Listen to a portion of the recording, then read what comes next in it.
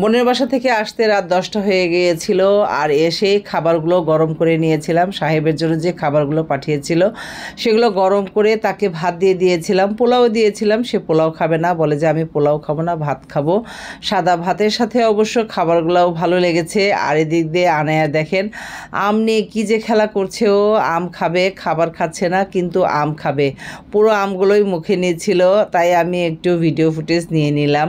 আর এটা হলো পরের দিনের ভিডিও। সেটা হলো আমি যে নেহারি বসিয়ে দিয়েছিলাম, রান্না শেষ তো নেহারিটা নাস্তার জন্য তো সারাদিনই জাল হবে আর কি, রাতে জাল দিব না, এর জন্য আমি বিকেলবেলায় বসিয়ে দিয়েছিলাম। আর আজকে রান্না হয়েছিল এই যে এখানে ইলিশ, এখানে ছিল 2 পিস ইলিশ।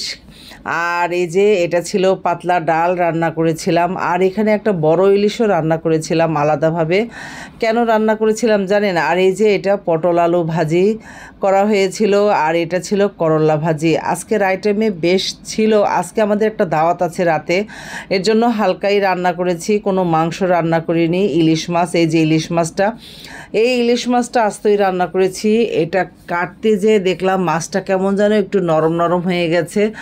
এত বড় ইলিশ তাও নরম নরম হয়ে গেছে। এর জন্য আমি ওটা তো রান্না করেই নিলাম আমাদের জন্য। আর যে আমার বাসায় মেহমান তাদের জন্য, তারা তো এটা নাও খেতে পারে, এর জন্য আমি 2 পিস আলাদা করে ভালো ফ্রেশ আরেকটা মাছ কেটে তারপরে ওখান থেকে 2 পিস ভুনা করে দিয়েছিলাম।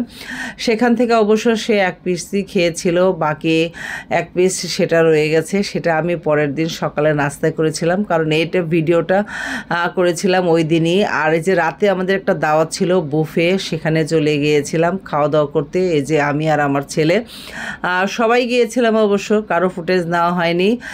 সেখান থেকে দাওয়াত খেয়ে আসার পরে এই যে আমার অলমোস্ট নেহারিটা হয়ে গেছে। এটা পরের দিন সকালে এই যে নাস্তায় একদমই রেডি। এই নেহারিটা আমি পেঁয়াজ দিয়ে বাগার দিয়ে দিয়েছি, জিরা ফাঁকি দিয়েছি। বাসায় ধনিয়া পাতা ছিল না, তাহলে একটু দিলে আরও অনেক বেশি ভালো লাগতো খেতে, তবে এমনিও অনেক মজা হয়েছে। আর এই যে রুটি তেলে ভাজা বা শুকনো করেছি, যে যেটা খাবে আর কি, যার যেটা পছন্দ। আর আমি খাবো ওই যে 2 পিস ইলিশ দেখে, সেখান থেকে 1 পিস ছিল, সেই ইলিশ দিয়ে আর ডিম একটা ভেজে নিয়েছি। বাস, সকালের নাস্তায় তো খেতেই হবে। আর এই যে এই শতরঞ্জিটা, এটা সাহেব নিয়ে এসেছিল, বেশ বড় ছিল এটা একদম।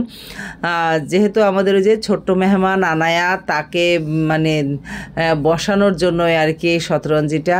আর এই যে আমার সাহেব 2 জামাইয়ের জন্য 2টো কাঁথা নিয়ে এসেছিল গায়ে দেওয়ার জন্য। কাঁথাগুলো কিন্তু বেশ সুন্দর ছিল। এটা নতুন আসলে লেস লাগানো কাঁথা, ভালোই লাগছিল, অনেক সুন্দর। 2টো কালারই খুব সুন্দর। আর কাঁথা দুটো খুবই আরামদায়ক ছিল। আর সাইফান দেখেন শতরঞ্জির ওপর